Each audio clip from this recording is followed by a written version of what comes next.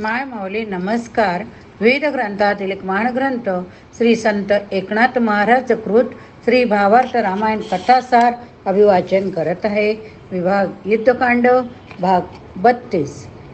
साऱ्या वानर सैन्याने त्या पर्वत प्राय कुंभकर्णाला पाहिले. ते भयाने पळू लागले. रामाने त्या काळ्या पहाडासारख्या दिसणाऱ्या राक्षसाला पाहिले. त्याला थोडे आश्चर्यच वाटले. त्याने विभीषणाला विचारले, हा महाकाय भयंकर राक्षस कोण? विभीषण म्हणाला, हा माझा भाऊ, आपला पिता पुलस्त्य हा ऋषी, माता कैकेयी ही राक्षस वंशातील. हा कुंभकर्ण विचित्र पुत्र जन्माला आला. जन्मताच त्याने कितीतरी प्रजाजन खाऊन टाकले. हा महाखादाड राक्षस नुसती भूक भागविण्यासाठी जगातल्या माणसांना, प्राण्यांना, देवांनाही खाऊन टाकेल असे मोठे संकट देवासमोर उभे राहिले. तेव्हा इंद्राच्या सांगण्यावरून याचाच आता आज ब्रह्मदेव याने याला शाप दिला की तू 6 महिने सतत झोपून राहशील, मग एकच दिवस जागा होशील, तेव्हाच तुला खायला मिळेल. ब्रह्मदेवाच्या शापामुळे सतत झोपलेला असतो. तू रावणाला उदारपणे जीवदान दिलेस, त्यामुळे रावण अतिशय लज्जित झाला. लंकेवर आलेले आपल्या सैन्याचे संकट निवारण करण्यासाठी रावणाने मोठ्या प्रयत्नात याला उठवले. हा आता युद्धासाठी येईल, असंख्य वानरांना किडामुंगीसारखे चिरडेल. रामाला हे ऐकून नवलाटले. त्याने आपल्या सुग्रीवादी वानरश्रेष्ठांना विशेष दुर्भेद सेना युव रचायला सांगितले. तिकडे रावणाला कुंभकर्ण भेटला. त्या दोघांचं प्राप्त परिस्थितीबद्दल बोलणे झाले. रावणाने फार आर्ततेने आपल्या भावाची प्रार्थना केली. तूच आमचे सर्वांचे जीव वाचव. मी तुझा पराक्रमी भाऊ आज रामाकडून अगदी पूर्ण पराभूत झालो. हताश हतगर्व झालो. शूर्पणखेच्या झालेल्या अपमानाचा बदला म्हणून मी सीतेला, रामाच्या पत्नीला कपट मायेने पळवून आणले. पण वानराच्या मदतीने रामाने एवढ्या मोठ्या सागरावर सेतू बनवून घेतला. लंकेवर स्वारी करून त्याने अनेक पुत्रांना, प्रधानांना, सेनापतींना सुग्रीव, हनुमंत, नील इत्यादींच्या सहाय्याने ठार केले. त्यामुळे मला काहीच सुचत नाही. माझा असा काही अपमान रामाने केला की मला निशंक केले. माझा वध न करता दयेचा आव आणून मला लंकेत परत पाठविले. माझी त्याने कीव केली. हेच दुःख मला फार वाटले. तूच या अपमानाचा बदला घे व आपली लंका वाचव. कुंभकर्णाने विचारले, रामाची पत्नी तू का पळून आणलीस? कपटाने जर हे कृत्य तू केलेस तर तसेच कपट करून तिचा भोग तरी घेतलास का? रावण म्हणाला, ती मला वंश होत नाही. कुंभकर्ण म्हणाला, तुला सर्वसिद्धी आहे, मग रामाचे रूप घेऊन तिचा भोग घेऊ शकत असतास. रावण म्हणाला, मी नुसते रामाचे चिंतन भयाच्या भावनेने करतोय तरी माझ्या मनातील कामवासना नष्ट होऊ पाहते. मी जर रामाचे रूप घेतले तर माझ्या स्वभावही रामासारखं होईल, मग मी पापच करू शकणार नाही. कुंभकर्ण म्हणाला, म्हणजे जिचा तुला काही एक उपयोग नाही तिला पळवून आणून तू मूर्खपणाने सर्वांवर एवढे मोठे प्राणसंकट ओढून घेतले. जो राम मालीला मारतो, ज्याचा एक सेवक लंका जाळतो, जो राम ब्रह्मरूप, ज्याने आपले अशक्य असा समुद्र सेतू बांधला, त्या रामाचा सारा पराक्रम लक्षात घेऊन तू रामाला शरण जायला पाहिजे होते. अजूनही हे युद्ध थांबव, सर्वनाश टाळ, रामाशी मैत्री करून सीता त्याला परत दे. हा उपदेश ऐकून रावण उद्विग्न झाला. तो म्हणाला, मी तुला उठवले ते माझ्यावरील, लंकेवरील एवढेच नव्हे तर राक्षसांच्या सर्व वंशावर आलेले प्राणसंकट दूर करण्यासाठी. पण आपल्या भावाची, आपल्या राज्याची, आपल्या लंकेची सेवा करायची गोष्ट बाजूलाच तू एक क्षणी रामाला शरण जाण्याचा उपदेश मला करतो. याचे मला फार वाईट वाटले. मी ज्येष्ठ बंधू, रावण असे म्हणाला. पण त्याच्या मनात आले, न जाणो कुंभकर्ण योग्य जाणून रामाच्या पक्षाला जाऊन मिळाला तर काय करू? म्हणून तो पुढे म्हणाला, कुंभकर्ण, आता शरण जाण्याची वेळच गेली आहे. क्षत्रियाला उचित, सार्वभौम राजाला उचित असा पराक्रमच आपण करणे योग्य. आता युद्ध हाच पर्याय. तू मला प्राणसंकटातून वाचवशील अशा मोठ्या आशेने मी त्याला उठविले आहे. मला निराश करू नको. कुंभकर्ण म्हणाला, ठीक आहे, रणात शत्रूला जास्तीत जास्त नष्ट करीन. माझे राजनिष्ठेचे कर्तव्य मी करीन. मला या कामी रामाच्या हातून मृत्यू आला तरी मी मुक्तच होईल.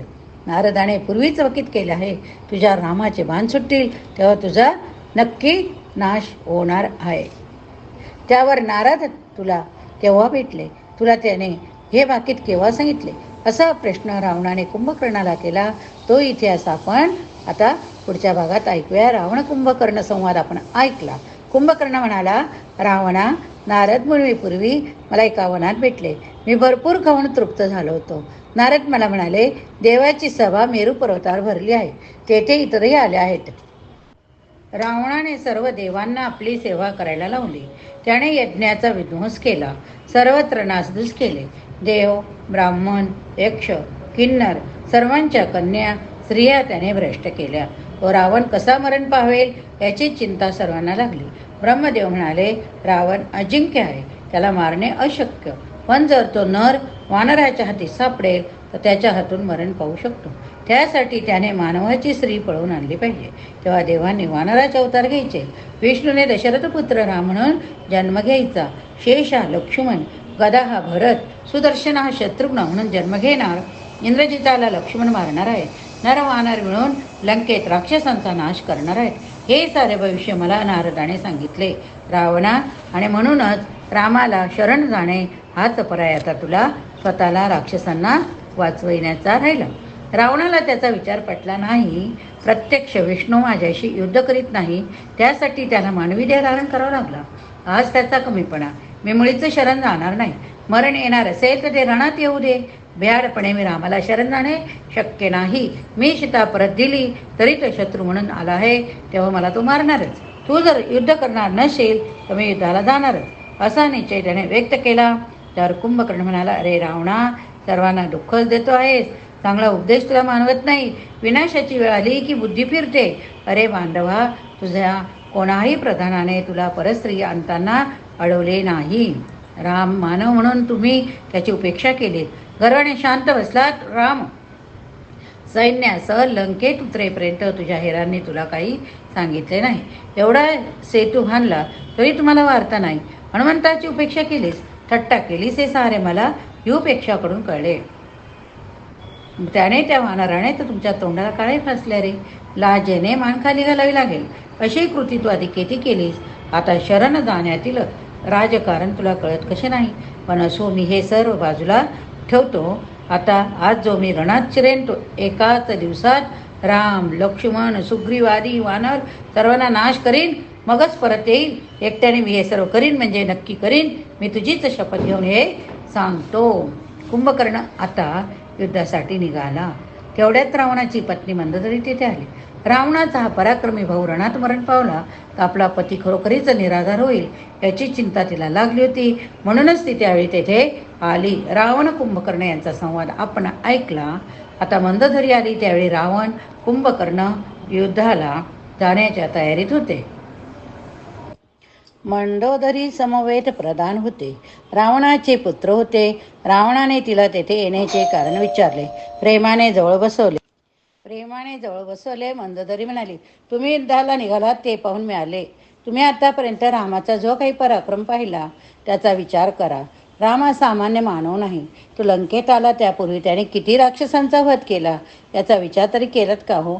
असे विचारून मंदोदरीने धनुर्भंगापासूनचे रामाचे सर्व पराक्रम पुन्हा सांगितले. अत्यंत तळपडीने ती म्हणाली, आपण रामाला शरण जावे, सीतेचा परत पाठवावे, रामाशी सख्य करावे, सरनाश टाळावा. तुमच्या कोणाही वीराच्या अंगी राम लक्ष्मणापुढे उभे राहण्याचे बळ नाही.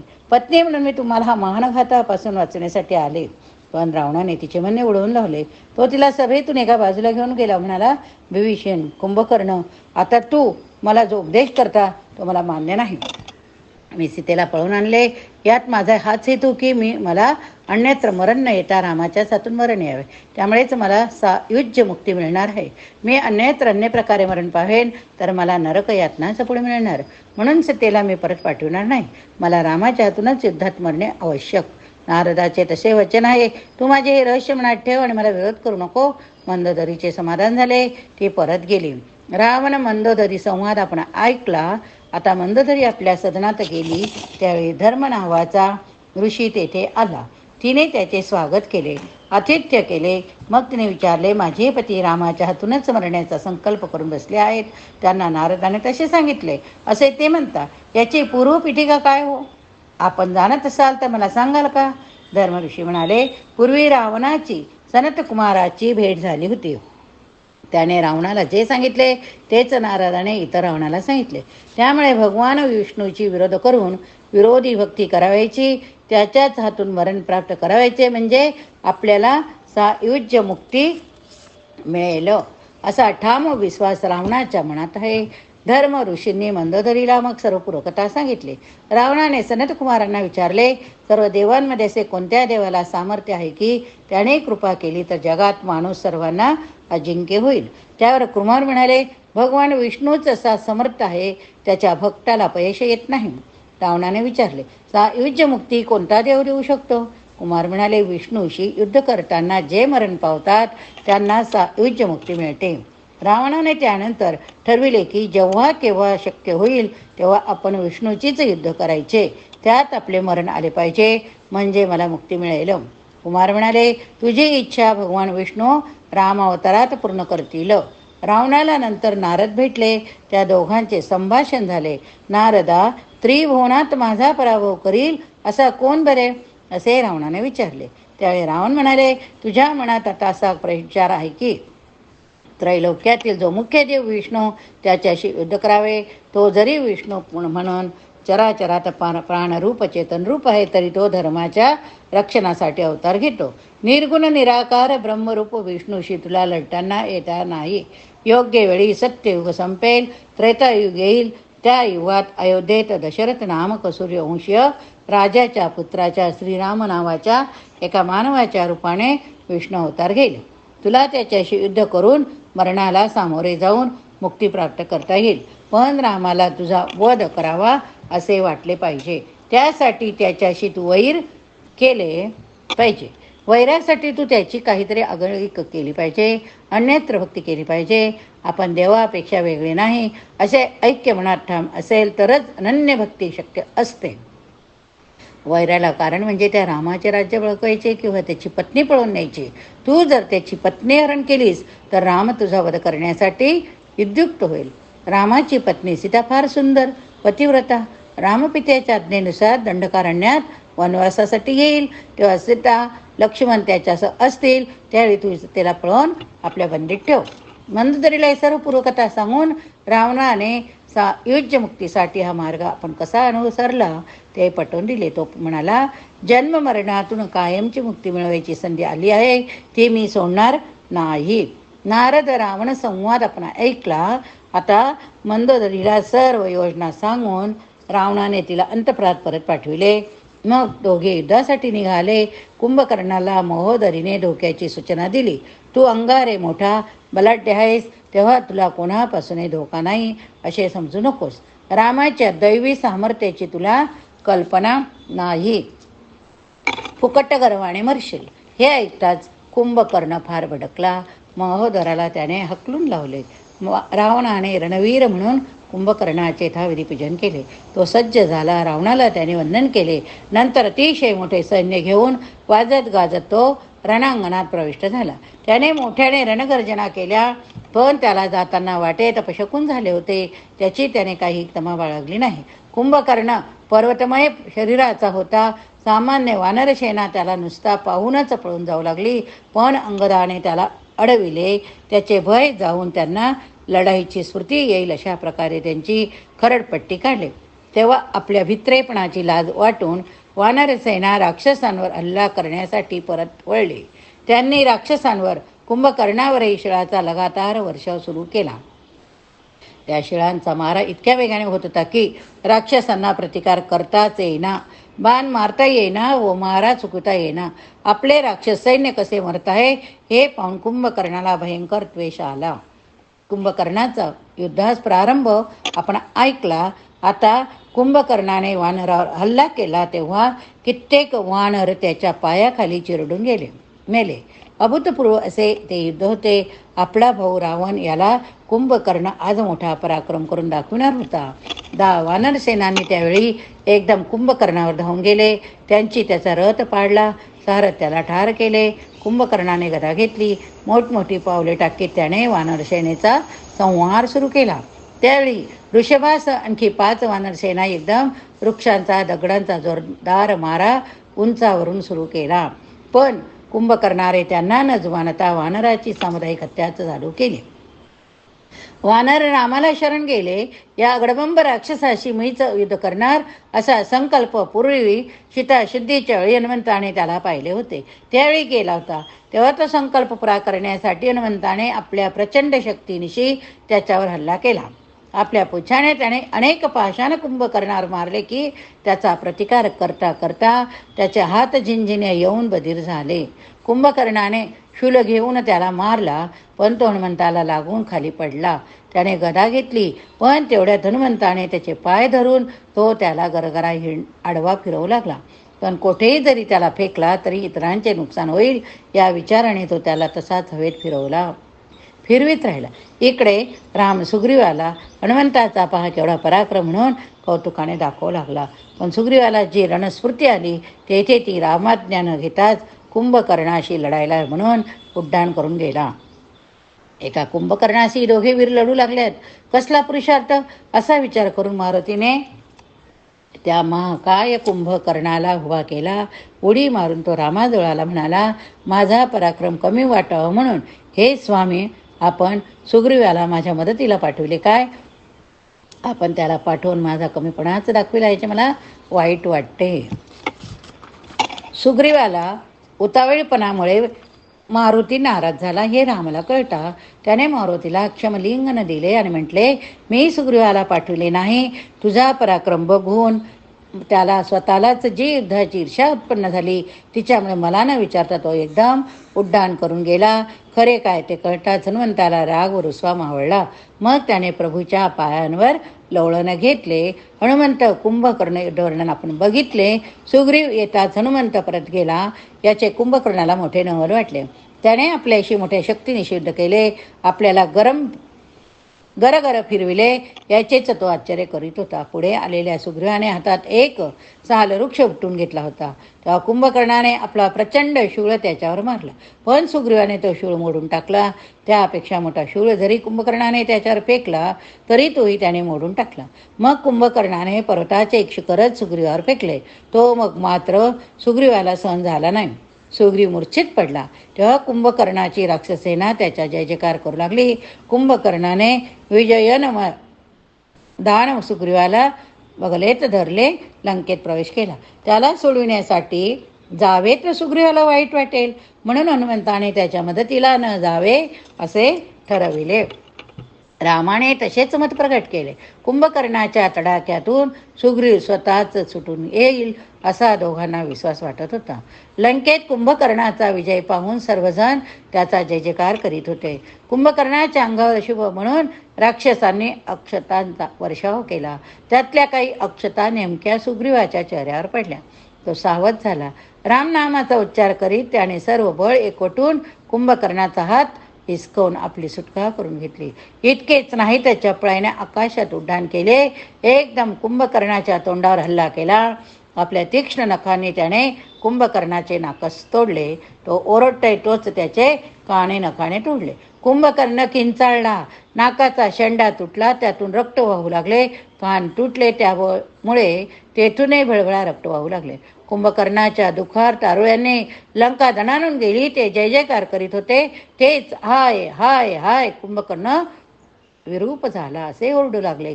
सुग्रीव जो निसटला तो वानर सेनेत राम हनुमान जेथे होते तेथेच उड्डाण करून आला. तो रामाला म्हणाला, रामा आमचे बळ व्यर्थ आहे.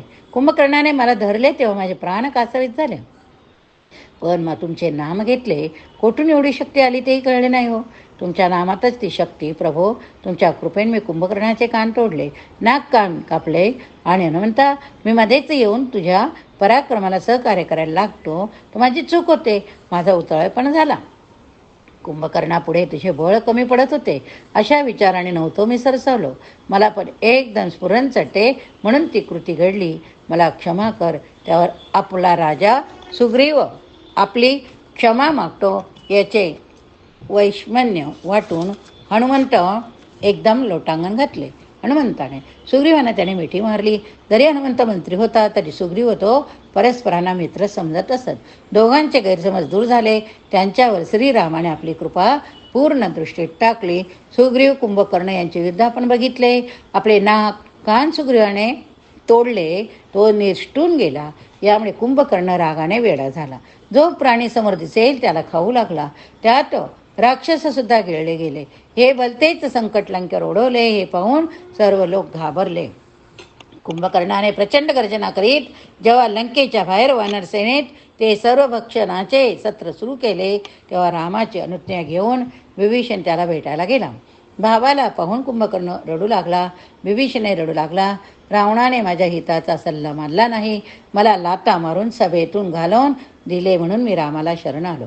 सीताहरणाच्या पापामुळे लंकेचा सर्वनाश होणार असे विभीषणाने त्याला सांगितले. तेव्हा कुंभकर्ण म्हणाला, तू योग्य ते केले. रावणाने सर्वनाश ओढवून घेतला, तू मात्र राक्षस वंशात रामभक्त होऊन हा वंश पावन केला. मी रामाच्या हातूनच मरणार, त्यातच मला जन्म मरणापासून मुक्ती मिळेल. विभीषणा, तू माझ्या समोरून लवकर रामाजवळ जा. माझा संताप केव्हा नवर होईल सांगता येत नाही. मी वेडा झालो तर तुला सुद्धा उचलून खाईन. विभीषण ते ऐकताच त्वरेने परत गेला. कुंभकर्णाने जेव्हा रामाच्या सैन्यावर चाल केली, वानरांना खाऊन टाकण्याचा सपाटा चालविला, तेव्हा रामाने कितीतरी तीक्ष्ण शर मारून प्रथम त्याच्या उजवा हात तोडला, मग त्याचा डावा हात तोडला, तरी तो पुढे पुढे येतच राहिला. त्याने हवे ते उड्डाण केले. तेव्हा रामाने सर्व देवतांचे असे अस्त्रे एकवटून त्याच्या पायावर बाण मारले, त्याचे पाय तोडले. त्यावेळी तो आपल्या धडाने सरकत सरकत वानरांना चिरडीत पुढे येत होता. किती तीक्ष्ण बाण त्याच्या छातीत मारले तरी तो मरत नव्हता.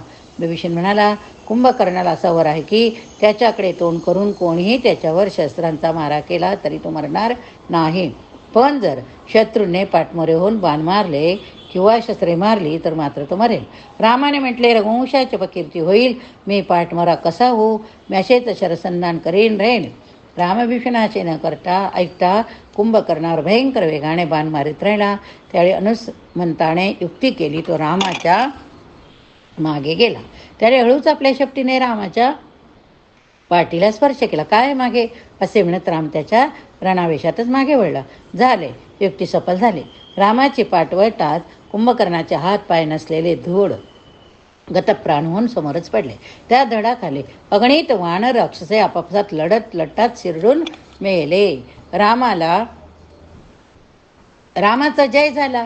कुंभकर्ण म्हणजे साऱ्या जगावर संकट.